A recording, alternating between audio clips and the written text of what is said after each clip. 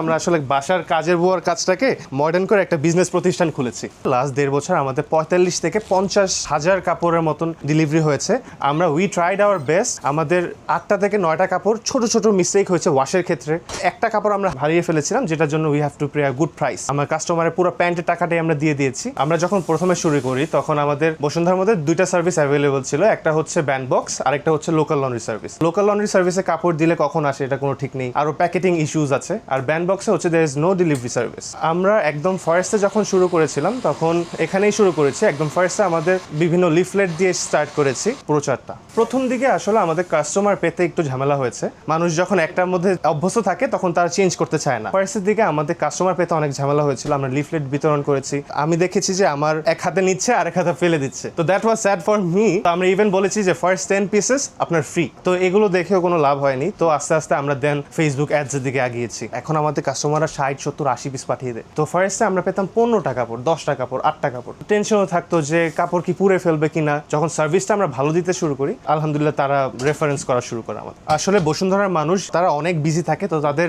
বাসার মধ্যে কাপড় ধোয়া, প্রেস করা এগুলো কোনো সুযোগ নেই। তাদের সময় অনুযায়ী কাপড় নিয়ে আসি, আবার আমরা এটা ওয়াশ করে প্রেস করে পরে আবার তাদেরকে ফোন দিয়ে পরে আমরা দিয়ে আসি। ইটস লাইক যে আপনার টেনশন ফ্রি একটা সার্ভিস দিচ্ছি আমরা ইনশাল্লাহ। বসুন্ধরা এলাকায় আগেও এরকম সার্ভিস ছিল, কিন্তু তাদের হয়তো ডেলিভারি লেট হতো বা পিক আপ লেট হতো। আবার এরকম হয়েছে আমাদের কাপড় পাঠিয়েছি, ওই সাইকেল সহ আমাদের অনেকগুলো কাপড়, 4-5টা ব্লেজার, আমার বাবার অনেকগুলো পাঞ্জাবি চুরি হয়ে গিয়েছে। এখন আমরা বাইক দিয়ে ডেলিভারি করছি। আমরা যতগুলো কাপড়ে নিয়ে যাক তারা সবসময় কাপড়গুলো সাথে রাখছে যদি চুরি না হয়ে যায়। আমরা যখন কোনো প্রেসের কাপড়ে দাগ পাই তখন আমরা কাস্টমারকে ছবি তুলে দিয়ে দিই যে এটা কি আমরা প্রেস করব। তারা এক একজন এক একভাবে বলে যে এভাবে ভাঁজ করুন, এভাবে করুন। তো আমরা এগুলো নোট ডাউন করে চেষ্টা করি যে নিডসটা ফুলফিল করার। ফার্স্টে আমরা অনেক আশেপাশে লন্ড্রি তো আছে, তো অনেকগুলো ফ্যাক্টরিও আছে, কিন্তু যতগুলোই ফ্যাক্টরি তারা বলে ড্রাই ক্লিন, কিন্তু তারা পানি দিয়ে ওয়াশ হাতে ধুয়ে, অনেকে হাতে ধোয়, অনেকে মেশিনে করে। তো অ্যাকচুয়াল ড্রাই ক্লিনটা আমরা ফার্স্টে একটু খুঁজতে কষ্ট হয়েছিল, যেখানে এক্স্যাক্টলি ড্রাই ক্লিন মানে ড্রাই ক্লিনই করা হয়। তো তাদের সাথে আমাদের কন্ট্রাক্ট আছে।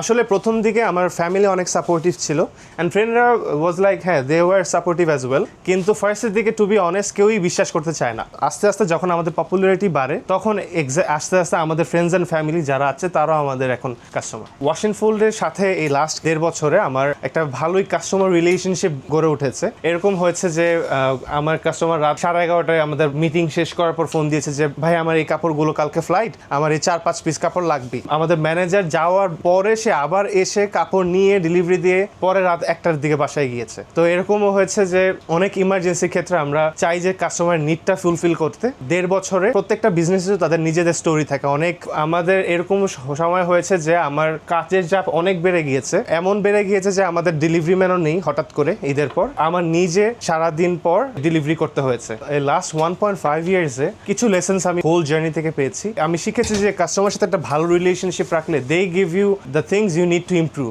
তারাই আপনাকে বলে দিবেন যে এটা এভাবে করুন আর আমার আরেকটু এটা এভাবে লাগবে। অ্যান্ড অ্যাজ আ পার্সন আমি যদি বলি যে লাস্ট 1.5 বছর আগের আমি এবং 1.5 বছর পরের আমি কি ডিফারেন্স, আমি বলবো যে আমার সবসময় বিজনেস করার ইচ্ছা ছিল। পড়ালেখার পাশাপাশি কিভাবে বিজনেস, কিভাবে প্রসেস, কিভাবে কাজ করে এটা শেখার চেষ্টা করেছি।